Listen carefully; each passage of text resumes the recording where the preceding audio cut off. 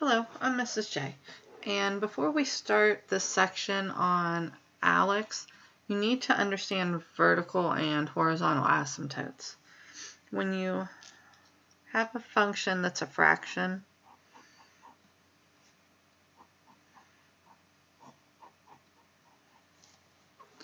you have to look at the vertical and horizontal asymptotes because it will approach them.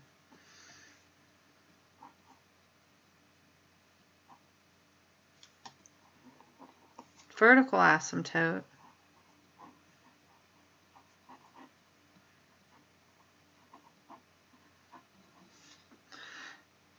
depends on what's in the denominator. Whatever's omitted from the domain could be a vertical asymptote. So if we look at this, our domain, we know that the denominator cannot equal 0, so our domain is x cannot equal 3. Now, since this fraction will not reduce, vertical asymptote is x equals 3. So that means there will be a vertical line that crosses the x-axis at 3.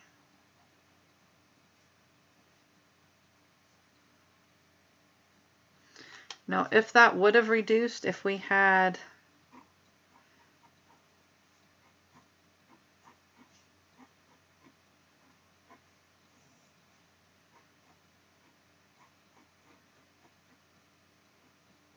after it's in factored form, if we had this,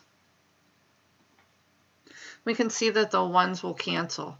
But when you're finding your domain, you first need to find it before you reduce. So we know that x minus 1 cannot equal 0, and x plus 5 cannot equal 0.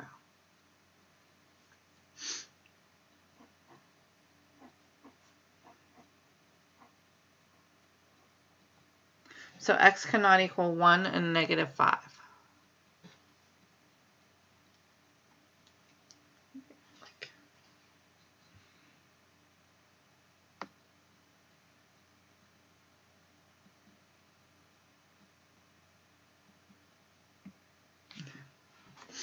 Now these are either vertical asymptotes or open circles.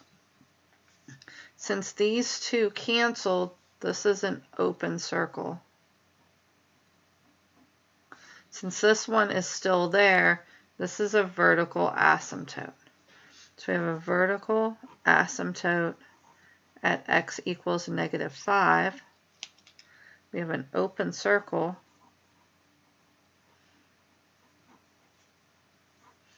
at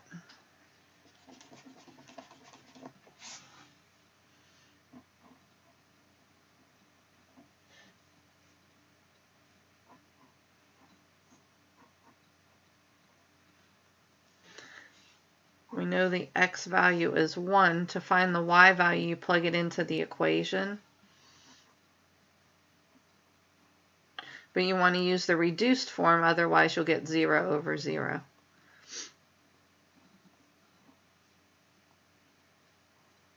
So on the graph, we'd have an open circle at 1, negative 1 over 6, and a vertical asymptote at negative 5.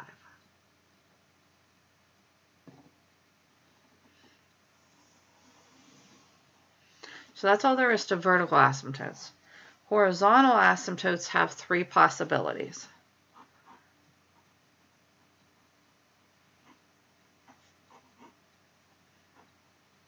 What you're doing is taking limits to infinity, so when you get into calculus, you'll use the same process. First possibility, degree in the denominator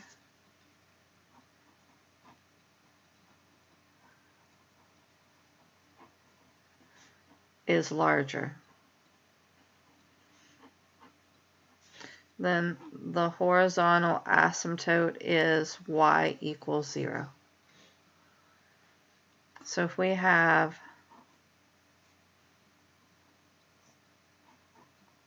this, the degree on the top is 0. The degree on the bottom is 1. The degree is your largest exponent. So in a quadratic, the degree is 2. In a cubic function, the degree is 3. So the degree on the bottom is larger. The horizontal asymptote is 0. If we have y equals 3x minus 2 over x squared plus 6x minus 9. Degree on the top is 1. Degree on the bottom is 2, because it's that exponent.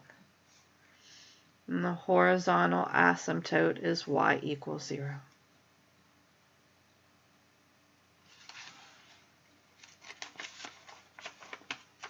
The second case is when the degree on the top and the bottom are the same.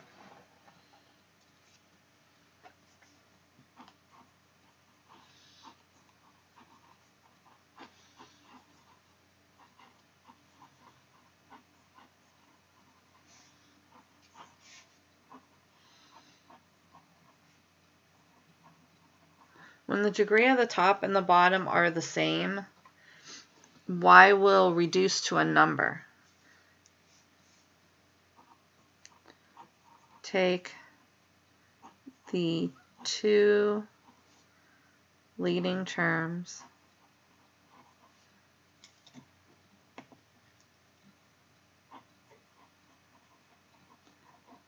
and reduce them.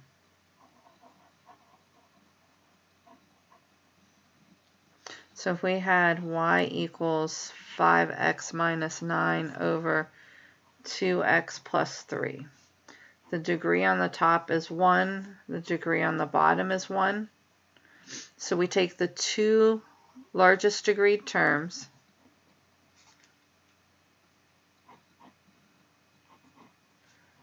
so y equals 5x over 2x. The x's cancel. Y equals 5 halves. So this is a horizontal line that crosses the y-axis at 5 halves. Let's try one more.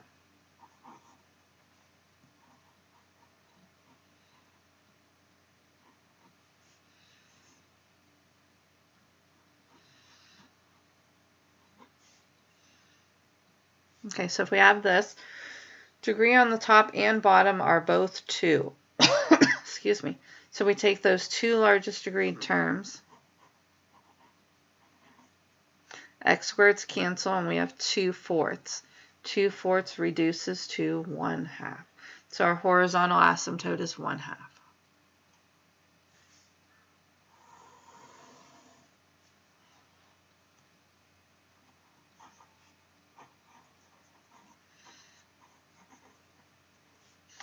The last case is if the degree on the top is larger. If the degree on the top is larger, it's getting a huge. So there's no horizontal asymptote. There is a slant or oblique asymptote.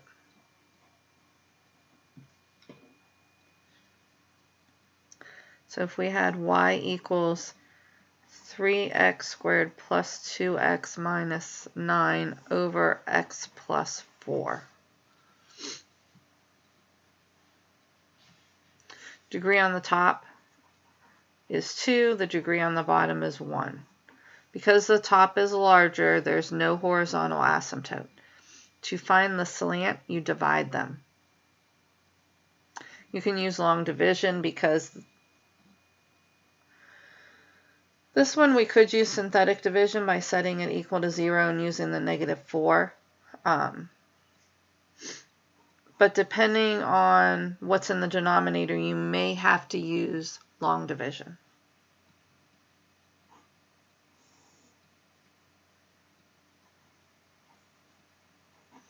But using synthetic, we bring the 3 down. 3 times a -4 is a -12.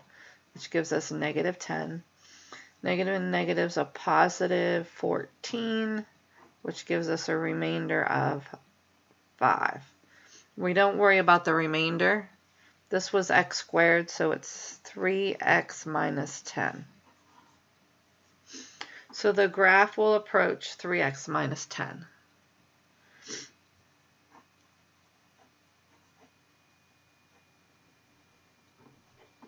And that's the three possibilities.